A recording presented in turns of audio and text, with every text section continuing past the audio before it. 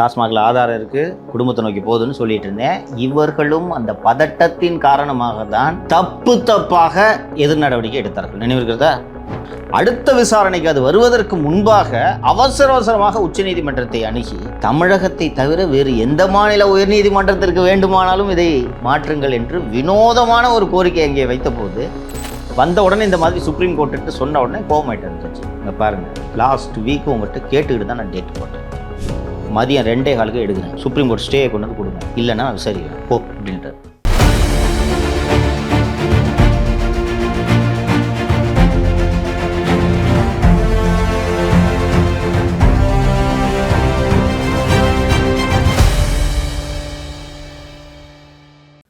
நம்ம தொடர்ந்து டாஸ்மாக் 1000 கோடி ஊழல் அமலாக்கத்துறை தொடர்ந்து விசாரணை செய்து கொண்டு வருகிறார்கள். தற்போது விசாகன் அவரோட வீட்டில் சோதனை நடந்திருக்கிறது. டாஸ்மாக் அதோட ஹெட்டு. எப்படி பார்க்குறீங்க இந்த விசாரணையை? நீங்களும் எக்ஸ்தலத்தில் போட்டிங்க. அப்போ உதயச்சந்திரன் வீட்டில் எப்போ ரைட் நடக்கணும் வருங்க, ஒன்று வரும், வெயிட் பண்ணுங்க அப்படின்னு சொல்லியிருந்தீங்க. விசாகன் அவர்கள் வீட்டில் எதுக்கு இது சோதனை? நான் ஏற்கனவே பிஜேபி ஒரு மாநிலத்தில் தேர்தலில் போட்டியிடுகிறது என்றால் முதலில் அது கூட்டணி வைக்கும் அமைப்பு அமலாக்கத்துறை, வருமான வரித்துறை, தேர்தல் நெருக்கத்தில் தேர்தல் ஆணையம். ஃபஸ்ட்டு பிஜேபியோட கூட்டணி அமைப்புகள் எதுன்னு கேட்டிங்கன்னா இதுதான். இடி, சில இடங்களில் சிபிஐ, இன்கம் டேக்ஸ், எல்லா இடங்கள்லையும் இன்கம் டேக்ஸு, சில இடங்களில் டிஆர்ஐ, அண்ட் இன்வேரியபிளி ஆல் எலெக்ஷன்ஸில் பிஜேபி கூட்டணி வைக்கிற ஒரு அமைப்பு எதுன்னா தேர்தல் ஆணையம். அப்போது அந்த ஃபஸ்ட்டு கூட்டணி அமைப்புகளை வேலை செய்கிறதுக்கு அனுப்புவாங்க. ஒரு மாநிலத்தில் எந்த மாநிலத்தில் தேர்தல் நடக்குதோ அந்த மாநிலத்துக்கு அனுப்புவாங்க. இப்போ நான் ஏற்கனவே தொடர்ந்து சொல்லி கொண்டிருந்தேன், இந்த டாஸ்மாக்கு குடும்பத்தை நோக்கி போகும்னு சொல்லிகிட்டு இருந்தேன். நினைவு இருக்காப்பா? டாஸ்மாகில் ஆதாரம் இருக்குது, குடும்பத்தை நோக்கி போகுதுன்னு சொல்லிட்டு இருந்தேன். இவர்களும் அந்த பதட்டத்தின் காரணமாக தான் தப்பாக எதிர் நடவடிக்கை எடுத்தார்கள். நினைவு இருக்கிறதா? டாஸ்மாக் நிறுவனத்தை விட்டு வழக்கு போட சொன்னார். உயர்நீதிமன்றத்தில் வழக்கு போட்டு அந்த வழக்கு நிலுவையில் இருக்கும்போது பெஞ்ச் மாறிடுச்சு. ஜஸ்டிஸ் MS ரமேஷ் பெஞ்ச் முன்னாடி இது போகுது. போன உடனே தே கிராண்டட் 2 நீதிபதிகள் அமர்வு. 2 நீதிபதிகள் அமர்வு அதில் போகிறாங்க. போகும்போது justice MS Ramesh and justice Senthilkumar அந்த பெஞ்சில் போகும்போது அவங்க டெம்பரரியாக மீண்டும் நாங்கள் இந்த வழக்கை திங்கட்கிழமை விசாரிக்கிறோம், அதுவரை நீங்கள் எந்த நடவடிக்கையும் எடுக்காதீர்கள் என்று அமலாக்கத்துறைக்கு உத்தரவிட்டனர்.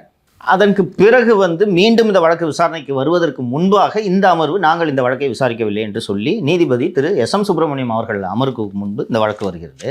SM சுப்பிரமணியம் அமர்வுக்கு இது வந்த உடனே அவர் நான் இஷ்யூஸ் ஃப்ரேம் பண்ணிட்டேன், I'm going to pass judgement சொல்லி அடுத்த விசாரணைக்கு அது வருவதற்கு முன்பாக அவசரமாக உச்சநீதிமன்றத்தை அணுகி தமிழகத்தை தவிர வேறு எந்த மாநில உயர்நீதிமன்றத்திற்கு வேண்டுமானாலும் இதை மாற்றுங்கள் என்று வினோதமான ஒரு கோரிக்கை அங்கே வைத்த போது, என்னங்க சொல்கிறீங்க, ஆர் யூ சீரியஸ்?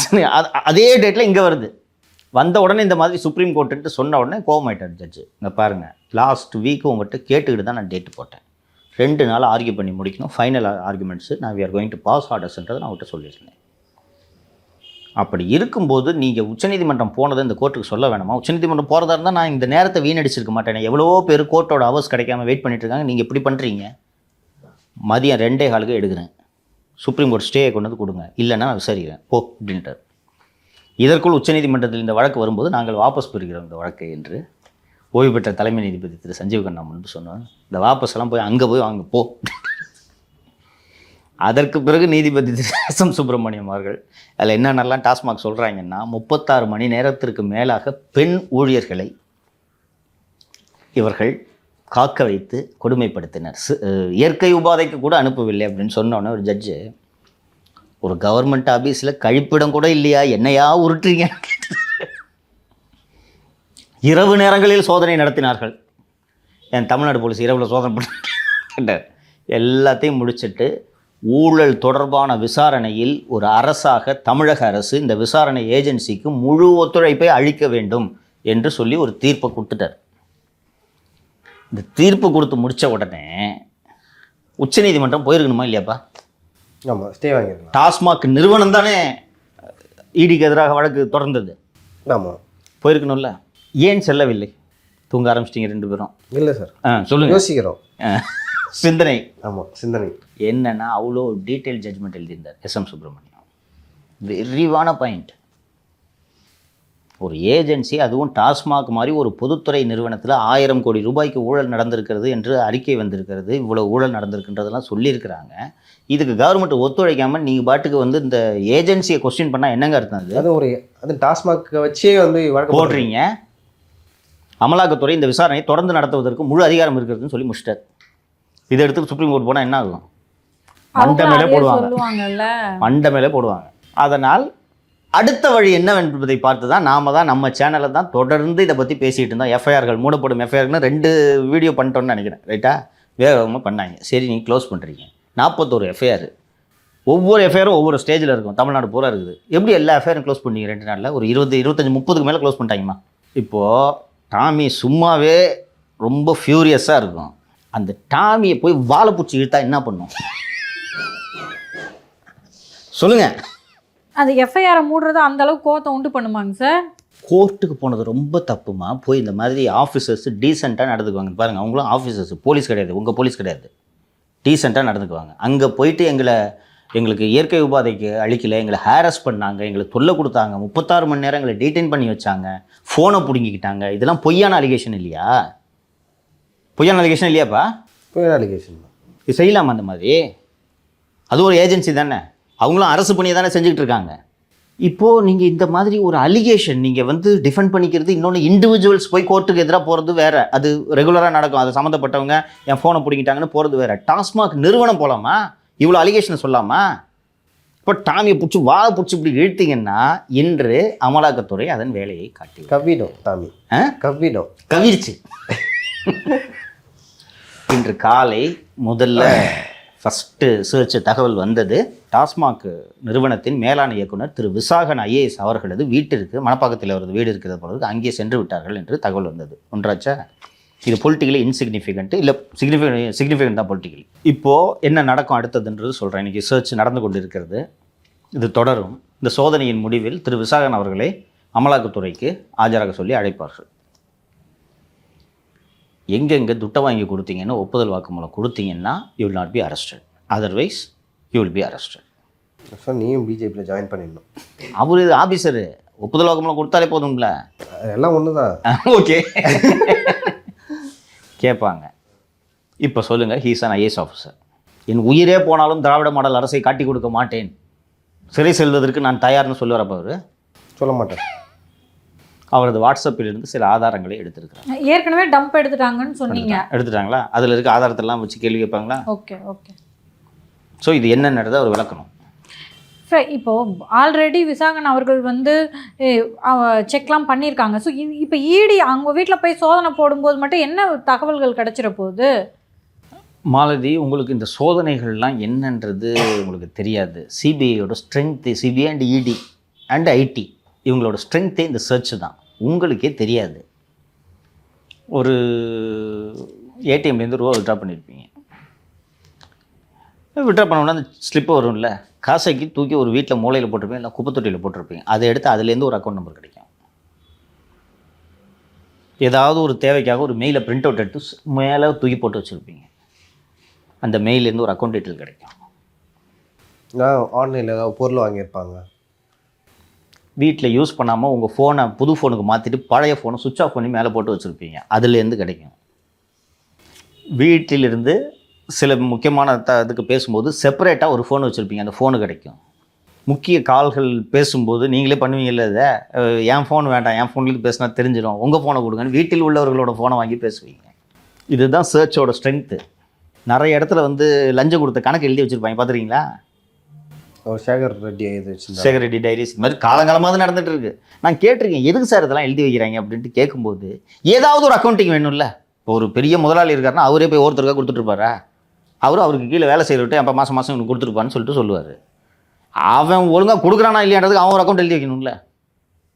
ஸோ இது மாதிரி கணக்கு இருக்கும். விசாகனும் பாட்டில் கணக்கு கொடுத்து தான் மாட்டுறாரு. மாட்டுச்சா? இது ஒரு பகுதி. அடுத்ததாக திடீர் தொழிலதிபர், சினிமா தயாரிப்பாளர், விடியல் பிக்சர்ஸ், இந்த மாதிரி பேர் கேள்விப்பட்டது இல்லையா? டான் பிக்சர்ஸ் கேள்வி. அதான் விடியலையா? டான்னொன்னே டிஓஎன் டான் நினச்சிக்காதீங்க, DAWN டான் பிக்சர்ஸ். இந்த திரைப்பட நிறுவனம் ஏற்கனவே நமது சேனலில் பேசியிருக்கோம். அவர்கள் தரப்பிலிருந்து நாம் நிகழ்ச்சியில் பேசினோன்னே என்னை அழைத்து விளக்கம் அளித்தார்கள். என்ன இண்டஸ்ட்ரியிலே எல்லாருக்கும் வியப்பு என்னென்னா, முதலில் படம் தயாரிக்க வருகிறது அந்த நிறுவனம். 3 படங்களும் பெரிய ஹீரோ. சிவகார்த்திகேயனை வைத்து பராசக்தி, தனுஷை வச்சு இட்லி கடை, சிம்பு வச்சு ஒரு படம், அடுத்து இந்த முரளியோட பையன் அதர்வா வச்சு இதயம் முரளி என்ற ஒரு படம். 4 படம். பெரிய பெரிய தயாரிப்பு நிறுவனங்கள், சூப்பர் குட் ஃபிலிம்ஸு, இது போன்ற நிறுவனங்களே இன்றைக்கி தடுமாறி எந்திரிக்க முடியாமல் சிரமப்பட்டு கொண்டிருக்கும்போது ஒரு இளைஞன், அதான் லைக்காலாம் ஃபீல்ட் அவுட்டே போயிட்டாங்க. முடிஞ்சு கமல் முடிச்சு விட்டார் இந்தியன். இன்னொரு பாட்டு இருக்கான், அது எதுக்குங்க ஏங்க அதுவே ஓடல, எதுக்குங்கன்னு கேட்டேன். இந்தியன் பார்ட் 2 அவ்வளோ எடுத்து வச்சாரன், 4 பாட்டு வெளியிடுற அளவுக்கு ஃபுட்டேஜ் இருக்கான். அதில் மாதிரி அதே தான் யூஸ் பண்ணது போக மீதி வருது இந்தியன் 3. ஸோ வெறும் எடிட்டிங் தான். ஆமாம். ஸோ அந்த அடிப்படையில் இது எடுத்தோன்னா இண்டஸ்ட்ரியில் இது ஒரு டாக் வந்துச்சு. நமது நிகழ்ச்சியில் பேசினோன்னே அவர்கள் தரப்பிலிருந்து, டான் பிக்சர்ஸ் தரப்பிலிருந்து எனக்கு சில விளக்கங்களை அளித்தார்கள். பாருங்கள், நீங்கள் புரிஞ்சுக்குங்க, எப்படி நீ இவ்வளோ பெரிய ஹீரோ வச்சு படம் எடுத்தனா படத்தோட பட்ஜெட்டே 4 படமும் சேர்த்து 350 கோடி 300 கோடி தொடுன்னு சொல்கிறாங்க என்று சொல்லும்போது, ஃபஸ்ட்டு அவர் திருமணம் எடுத்திருக்கும் இடம் ஒரு செல்வாக்கான இடம் என்று சொன்னார்கள். அவருக்கு மாமனார் அவருக்கு தொழில் செய்வதற்காக 100 கோடியை வங்கி கணக்கில் கொடுத்துருக்கிறார், அதனால் எடுக்க முடியும் அப்படின்னு சொன்னப்போ, அப்படி பார்த்தா கூட 300 கோடி வருதே இந்த படத்தோட பட்ஜெட். இந்த 3 படமும் சேர்த்திங்கன்னா 300 கோடி வருதே, எப்படி இது முடியும் என்று கேட்டபோது, ப்ராஃபிட் ஷேரிங் முறையில் இந்த திரைப்படங்கள் எடுக்கப்படுகின்றன என்று சொன்னார்கள். ப்ராஃபிட் ஷேரிங் என்னன்னு தெரியுமா? தெரியாது சார். ஆந்திரா திரையுலகில் இது நடைமுறையில் இருக்கிறது. நீங்கள் தான் ஹீரோ, பெரிய ஹீரோ, உங்களுக்கு சம்பளம் 80 கோடின்னு வச்சுக்கோங்க.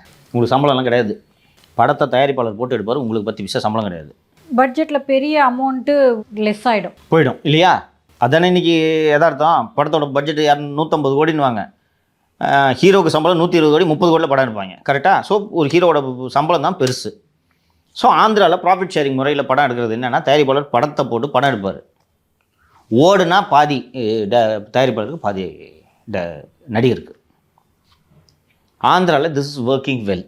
அமீர் கான் அப்படி பண்ணுவார், பாலிவுட்டில் அமீர் கான் பண்ணுவார். காசு வாங்க மாட்டார், படம் ரிலீஸ் ஆகி அது நல்லா வச்சு அதுலேருந்து காசு வாங்கிப்பார். ரைட். ஆந்திராவில் 8000 ஸ்க்ரீன், தெலுங்கு ஸ்க்ரீன்ஸ் 8000, நஷ்டன்றதே வராதுங்க. எவ்வளோ டுபா ஒரு படம் இருந்தாலும் இந்த யூடியூபர்கள் ரிவ்யூ போடுறதுக்குள்ளே ஒரு தேட்டரை 3 நாள் ஓடிடும். தமிழ்நாட்டில் 800லேருந்து 900 ஸ்க்ரீன் தான் இருக்குது. இங்கே எந்த ஹீரோ ப்ராஃபிட் ஷேரிங் முறையில் நடிக்க ஒப்புக்கொள்வார்? இப்போ சிவகார்த்திகேயனோட சம்பளம் ஒரு 60 கோடின்னு வச்சுக்கோங்க. சிவகார்த்திகேயன் 60 கோடியை வேண்டாம் என்று சொல்லிவிட்டு படம் ஓடினா ஓட்டும், ரிலீஸ் ஆன பிறகு என்ன வருதோ அதை நம்ம ஷேர் பண்ணிக்கலான்ட்டு ஒத்துக்குவார? தனுஷ் ஒத்துக்குவார? அவங்க மேலே கான்ஃபிடென்ஸ் இருந்தால் ஒத்துப்பாங்க. நம்ம படம் ஓடும், காசு சம்பாதிக்கும், அதில் பாதி எடுப்போம், அது சம்பளத்தோட அதிகமாக வரும். இப்படி நம்பிக்கையில் தானே சூர்யா தொடர்ந்து நடிச்சிட்டு இருக்காரு. மோட்டிவேஷனல் ஸ்பீச் கொடுக்குறாரு. ஆமாப்பா, இப்படி சொல்லி தானே சூர்யா தொடர்ந்து நடிச்சிட்டு இருக்காரு. இது சினிமா இண்டஸ்ட்ரியில் ரிஸ்க்குமா, எது ஓடும் எது ஓடாது இல்லை தராங்க, அவங்க முடிவு பண்ணுவாங்க. ஸோ அந்த ரிஸ்க்கு நோபடி வில் டேக்.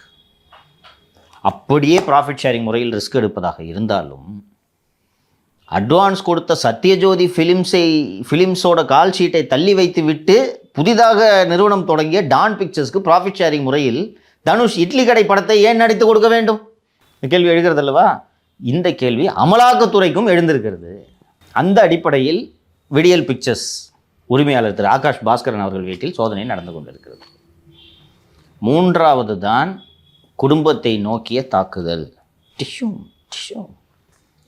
இல்லை, இப்போ விசாகன் இருக்குது. இப்போ விசாகன்ட்டு ஏதோ ஒரு இன்ஃபர்மேஷன் வேணும்னு சொல்லிட்டு கேட்பாங்க, இல்லை எடுத்துருவாங்க. அந்த இன்ஃபர்மேஷனை எடுத்துகிட்டு அடுத்து நேராக குடும்பத்துக்கு போகுமா, இல்லைன்னா ஒரு கமிட்டி இருக்குல்ல டாஸ்மாகில், போர்டு. இந்த 3வது சோதனை தான் மிக முக்கியமான சோதனை. உதயநிதி அவர்களின் மிக நெருங்கிய நண்பராக அறியப்படக்கூடிய திரு ரத்தீஷ் என்பவரின் வீட்டில் அமலாக்கத்துறை சோதனை நாம் அந்த படப்பிடிப்பு நடத்தி கொண்டிருக்கும் நேரம் காலையிலும் தொடங்கி நடந்து கொண்டிருக்கிறது. திரு ரத்தீஷ் அவர்கள் உதயநிதிக்கு நெருங்கிய நண்பர், பாலியகால தோழர்னு வச்சுங்க. ஆரம்பத்திலிருந்து திரு ரத்தீஷ் அவர்கள் உடன் இருக்கிறார். நிழல் போன்றவர்னு வச்சுக்கோங்க. அப்போது இது உதயநிதிக்கு சிக்கலா இல்லையா? அன்பில் மகேஷுக்கு நெருக்கம், பல அதிகாரிகளுக்கு நெருக்கம். உதயநிதிக்கு சிக்கலா இல்லையா? சிக்கல். வந்துட்டாங்களா? டாமி பற்றி தெரியாமல் வாழை பிடிச்சிருந்தா சோதனை நடந்து கொண்டிருக்கிறது. எதுவுமே எவிடன்ஸ் கிடைக்கலன்னு வச்சுக்கோங்க. திரு ரத்தீஷ் அவர்கள் வீட்டில் ஏற்கனவே ஒரு முறை சோதனை நடந்தது. எப்போ ஞாபகம் இருக்கா? உதயநிதியோட ரசிகர் மன்ற தலைவர் ஒரு வாட்டி பிடிச்சாங்க, ஞாபகம் இருக்கா? அன்பில் மகேஷ் தான் ரசிகர் மன்ற தலைவர். இல்லை, இன்னொரு தலைவர் இருக்காரு. உண்மையான ரசிகர் மன்ற தலைவரா? இவரும் உண்மையான ரசிகர் மன்ற தலைவர். அஃபிஷியலா இவரா? ஆமா ஆமாம்மா, உண்மையிலேயே தமாஷ்க்கு சொல்லல, உண்மையிலேயே டெசிக்னேட்டு. ஸோ ஏற்கனவே இந்த பாட்டில் லிக்கர் மேட்டரில் அன்பில் மகேஷோட பெயர் அடிபட்டது. அதோடு தான் ரத்தீஷின் பெயர் வந்திருக்கிறது. இப்போது எவிடன்ஸே கூட இல்லைன்னு வச்சுக்கோங்க, டெய்லி அமலாக்கத்துறைக்கு ரத்தீஷே வர வைப்பாங்க. இது உதயநிதி டிமாரலைஸ் பண்ணுமா பண்ணாதா? பண்ணும். ஒருவேளை எவிடன்ஸ் கிடச்சிருச்சு, அடுத்தது இது உதயநிதி நோக்கி திரும்புமா திரும்பாதா? எவிடன்ஸ் இல்லாமலாம் போய் சர்ச் பண்ண மாட்டாங்க சார். நான் ஒத்துக்கிறேன், எவிடன்ஸ் இல்லாமல் சர்ச் பண்ணுறாங்க, என்ன பண்ணுவேன்? ஒன்றும் பண்ண முடியாது. கான்ஃபிடென்ட்டாக இருப்பேன், நம்ம மாட்ட மாட்டோம், நம்மக்கிட்ட தவறு இல்லை. எவிடன்ஸ் இருக்குமா? லியோ சொல்கிறது தான் correct. All set and ton. அது இது நகைச்சுவைக்காக இதெல்லாம் பேசி கொண்டு இருந்தாலும் சும்மா ஒருத்தர் வீட்டில் போய் சம்மந்தமே இல்லாமல் புந்துட முடியாதுமா. லிங்க் வேணும். கட்சியிலேருந்து யாரையும் போட்டு கொடுப்பாங்க சார், கட்சிக்காரங்களே போடும். லிங்க் வேணும். நான் நகைச்சுவைக்காக சொன்னேன். It's a professional agency. இங்கே பாருங்கள், நீங்கள் பண்ணுற சோதனை எல்லாமே ஆன் ரெக்கார்டுன்றதை மறந்துடாதீங்க. ஒரு இடத்துலேருந்து வாரண்ட் வாங்கிட்டு வர்றீங்க. லியோ வீட்டில் சோதனை பண்ணணும்னா எந்த வகையில் லியோ இதில் சம்மந்தப்பட்டிருக்காருன்றது நீங்கள் ஆன் பேப்பர் எழுதி பதிய வைக்கணும். ஸோ இந்த மாதிரி ஒரு இன்ஃபர்மேஷன் கிடச்சிக்குது, இது சம்மந்தம் நம்ம இதுக்கு போகிறோம். நான் ஜோக்குக்காக சொன்னேன், இல்லைன்னா போக மாட்டாங்களா? நீங்கள் இது ஒரு இட்ஸ் அன் ஏஜென்சி. ஒரு சில கேஸை வேகமாக பண்ணுவாங்க, ஒரு சில கேஸை ஸ்லோவாக பண்ணுவாங்கன்றது வேறு. எவிடன்ஸே இல்லாமல் சும்மா ரோட்டில் போகிறவனை பிடிச்சி அவன் மேலே கேஸ் போடுறேன், இடி அரெஸ்ட் பண்ணுறேன். This is not possible. இப்போது இன்னொன்று, இடி போகிற இடம்லாம் செல்வாக்கானவர்கள் இடம், பணக்காரர்களின் இடம். எவ்வளோ பெரிய வக்கீல் வச்சுட்டு கோர்ட்டுக்கு போவாங்க. எவிடன்ஸே இல்லைன்னா என்ன ஆகும்? மாட்டிக்குவாங்களா மாட்டாங்களா? தேர் ஆன்சரபிள் டு கோர்ட்ஸு. நம்ம லெவலுக்கு நம்ம போல கோர்ட்டுக்கு. அப்போ செல்வந்தர்கள் வீட்டில் நீங்கள் அவ்வளோ ஈஸியாக நுழைஞ்சிட முடியுமா? ஸோ லிங்க் இருக்கும். ஒரு லியோ சொன்னது கரெக்டு, கூட இருக்கணும் போட்டு கொடுப்பாங்க, அவன் மட்டும். இப்போது விஷயத்திற்கு வருகிறேன். எந்த தேர்தல் ஆண்டு தொடங்கிவிட்டது, ஏஜென்சி ஏற்கனவே வந்துட்டு போயிடுச்சு. எந்த நேரம் வேண்டுமானாலும் அமலாக்கத்துறை வரலாம். அரசியல் ரீதியாக நீங்கள் குறிவைக்கப்படுகிறீர்கள் என்பதை நான் மறுக்கவில்லை, குறிவைப்பார்கள், அதுதானே அரசியல். நீங்கள் உங்களுக்கு பிடிக்காத பத்திரிகையாளர்களை பிடிச்சி கஞ்சா வழக்கு போட்டு குண்டா சாட்டில் நீங்கள் போடலையா? அவங்க அவ்வளோ பண்ணுவாங்க. நீங்கள் சின்ன லெவலில் பண்ணுறீங்க, பெரிய லெவலில் பண்ணுறாங்க இல்லையா? இது நடக்கும். அப்போது 24 மணி நேரமும் ஒரு முதல்வர் அலர்ட்டாக இருக்கணுமா வேணுமா? எங்கே வரையும் தெரியுது இருக்கணுமா வேணாமா? சண்டை தொடங்கிருச்சுமா. அமைதி காலம் என்பது வேறு. இப்போது எலெக்ஷனுக்கான சண்டை தொடங்கிருச்சு, உங்களை குறி வச்சிட்டாங்க. எவ்வளோ அலர்ட்டாக இருக்கணும்? ஒரு வாரம் போய் ஊட்டியில் தங்கியிருக்கலாமா? முடிச்சுட்டு வந்து அவருக்கு போகிறன்னு தெரிஞ்சிச்சு, ரெஸ்ட் எடுத்து போர் புரிவார். சரி, அவர் ரெஸ்ட் எடுக்கட்டும்ப்பா. உங்களது தளபதிகளும் உங்களோட ஓய்வு எடுக்கலாமா? தளபதிகளுக்கு முதல்ல தெரிஞ்சுதா போர் ஆரம்பிச்சிருச்சுன்னு? இந்த உளவுத்துறையின் தலைவர் திரு செந்தில்வேலன் அவர்கள் போய் அந்த தொட்டப்பட்டா டவரில் கூச்சமே இல்லாமல் டிஐபிஆரில் இதை எடுத்து கொடுக்குறாங்க இப்போ மீடியாவுக்கு. தொட்டப்பட்டா டவரில் போயிட்டு ஒரு மனைவியோடு இங்கேருந்து சுற்றி பார்க்குறாங்க. ஒரு வாட்ச் டவர் மாதிரி இருக்கும் தொட்டப்பட்டாலையும், போயிருக்கீங்களா தெரில, மேலே இருக்கும். அங்கே சரி, இவரும் ஒரு மனைவியும் போய் பார்க்குறாங்க. ஐஜி இன்டெலிஜென்ஸ் அங்கே நம்ம வேலை, பாதுகாப்பு காரணங்களுக்கு ரிவ்யூ கூட போகிறாங்க. ஏன்பா, கோர்செல் சிஐடியோட தலைவராக ஒரு deputy inspector general of police Thirunavukkarasu ஐபிஎஸ்னு ஒருத்தர், அவருக்கு முதல்வரோட பாதுகாப்பை தவிர வேறு வேலையே இல்லை.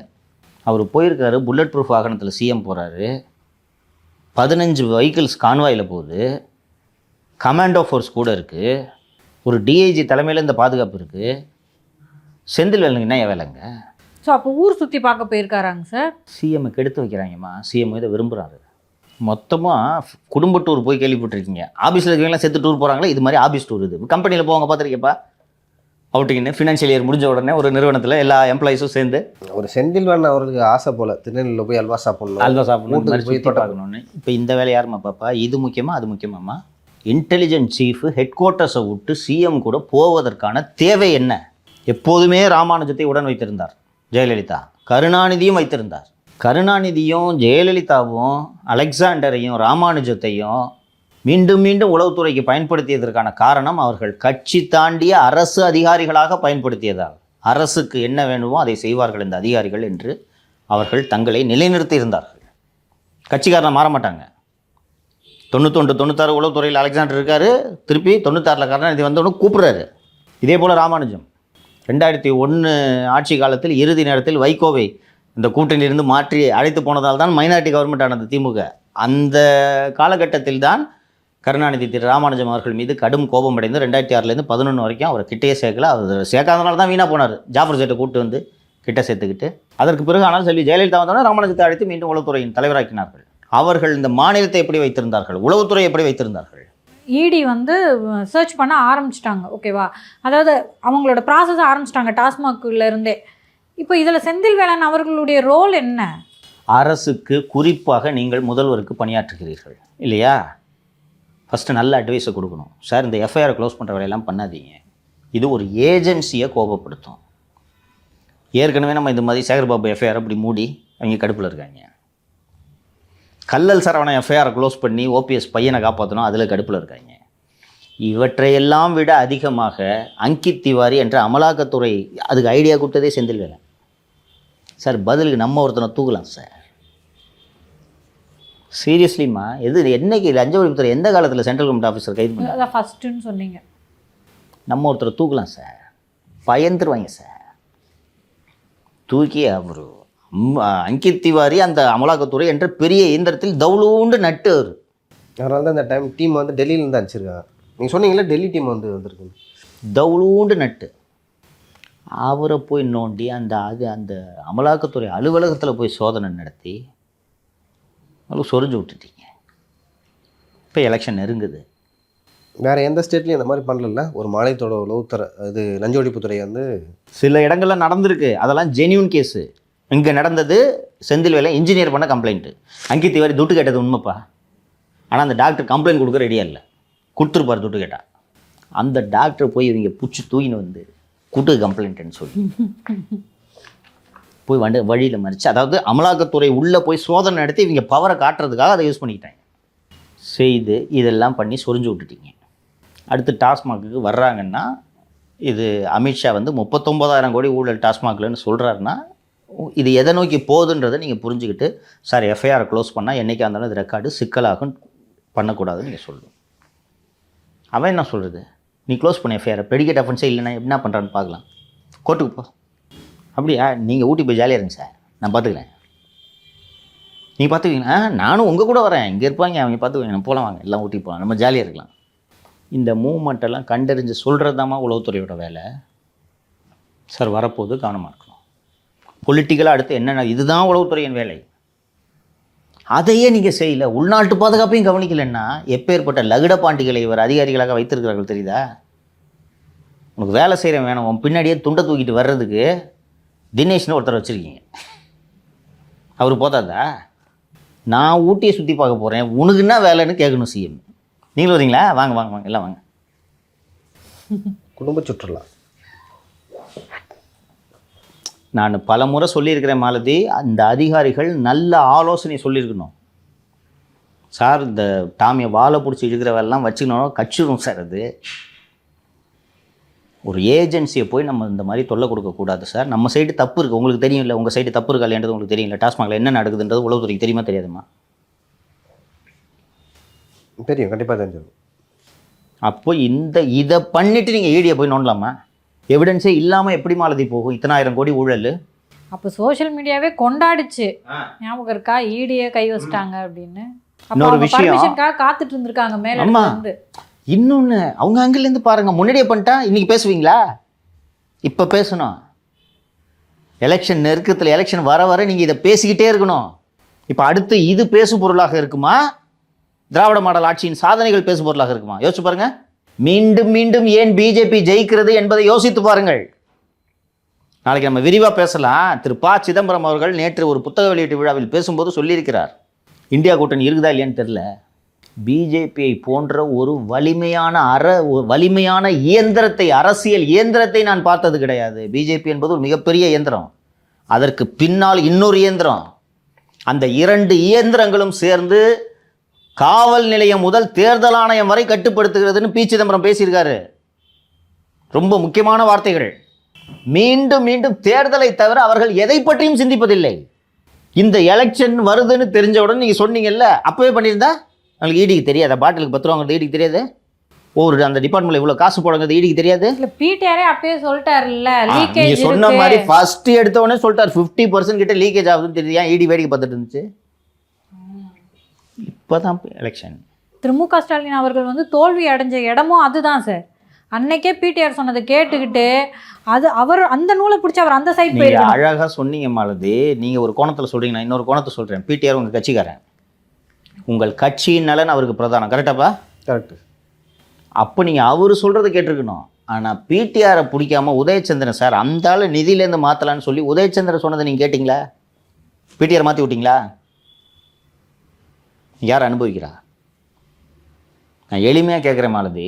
கண்ணு முன்னாடி நடக்கிற ஊழல்மா. மற்ற ஊழல்லாம் இந்த பாலம் கட்டுறது, கார்பரேஷன் நடக்கிற இந்த கான்ட்ராக்ட் ஊழல்லாம் கூட கண்ணுக்கு தெரியாது. பாட்டிலுக்கு 10 ரூபா வாங்குறது, ஒரு நாளைக்கு 1 கோடி பாட்டில் வியாபாரம் ஆகுது. அப்போ பாட்டிலுக்கு 10 ரூபா. நான் எந்த கடையிலையும் 10 ரூபா இல்லாமல் கொடுக்குறது இல்லைப்பா. இன்றைக்கும் 5 ரூபா குறைச்சிட்டாங்களாம். இப்போ இவ்வளோ நாள் 10 ரூபா வாங்கிட்டு இருந்தாங்க. ஆவரேஜாக ஆஃபுக்கெலாம் அதிகம் இல்லை, அதிகம் 10 ரூபா பாட்டிலுக்கு சராசரி 1 கோடி பாட்டில் விற்பனை ஆகுது. ஒரு நாளைக்கு 10 கோடி இல்லீகல் இன்கம் ஜென்ரேட் ஆகுதா இல்லையா? இது எங்கே போகுது? கண்ணு முன்னாடி நடக்கிறது. இப்போ நீங்கள் பாலம் கட்டுறதுல ஒரு டெண்டரில் கமிஷன் வாங்குறாங்கன்னா இது நமக்கு தெரியாதுமா, கண்டுபிடிக்க முடியாதுமா. கண்ணு முன்னாடி 10 கோடி ரூபாய் ஒரு நாளைக்கு இல்லீகலாக ஜென்ரேட் ஆகுதா? மாதத்துக்கு 300 கோடி ஆகுதா? ஆச்சா 10 மாதத்துக்கு 360 கோடியா? 4 வருஷத்துக்கு என்னாச்சு? நீங்கள் சொல்கிற அமௌண்ட் கம்மி, குறைவு. அப்போ எப்படி ஒரு சென்ட்ரல் ஏஜென்சி, அதுவும் உங்களோட எதிரியோட கூட்டணி வைத்திருக்கக்கூடிய ஒரு ஏஜென்சி எப்படி இதை வேடிக்கை பார்த்துட்டு இருக்கோம்? போர் அப்படி இப்படின்னு ஒன்று லைட்டாக உருவாச்சு. அது கண்டினியூ ஆயிருந்தா கூட இதை கண்டுக்காம விட்டுருப்பாங்க. அதுவும் முடிஞ்சு போச்சு. இங்கே தான் நீங்கள் பிஜேபியை பற்றி தவறாக கணக்கு போடுறீங்க. போர் அங்கிட்டு. ஏம்மா, கோவிட் வந்து உலகமே அழிய போகுதுன்னு சொன்னப்போ தேர்தல் பிரச்சாரம் பண்ணது கட்சிமா இந்த கட்சி. என்னமா பேசுகிறீங்க நீங்கள்? கோவிட் வந்து விட்டது, நாடு முழுக்க லாக்டவுன் அனௌன்ஸ் பண்ணணும். அப்படியே லாக்டவுன் கொஞ்சம் கொஞ்சமாக பரவிட்டு இருக்கு.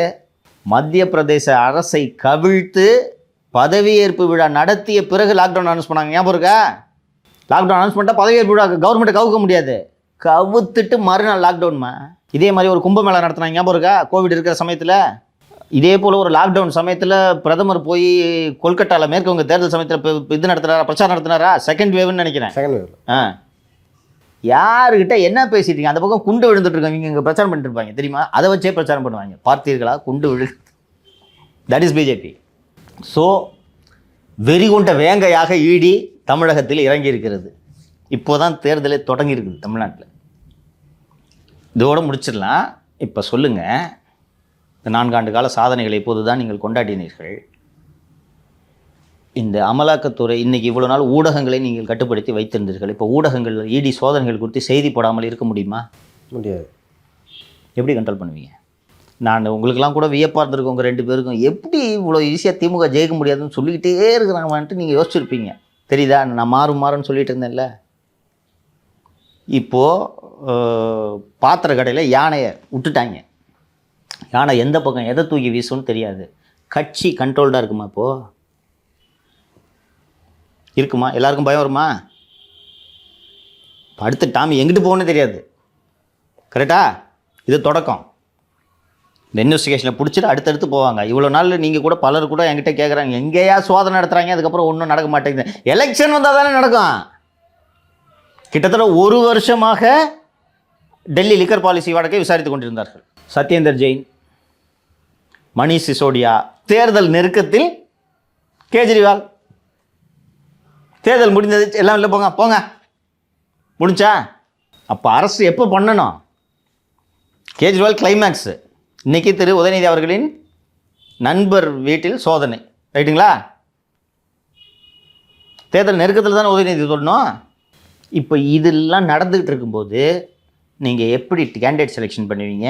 எப்படி டிக்கெட் டிஸ்ட்ரிபியூஷன் பண்ணுவீங்க? எப்படி பிரச்சாரம் பண்ணுவீங்க? எப்படி டீம் ஃபார்ம் பண்ணுவீங்க? சொல்லுங்கள். இப்போது 234 தொகுதிகளிலும் வெற்றி சாத்தியமா? இப்போ சொல்லுங்கள்.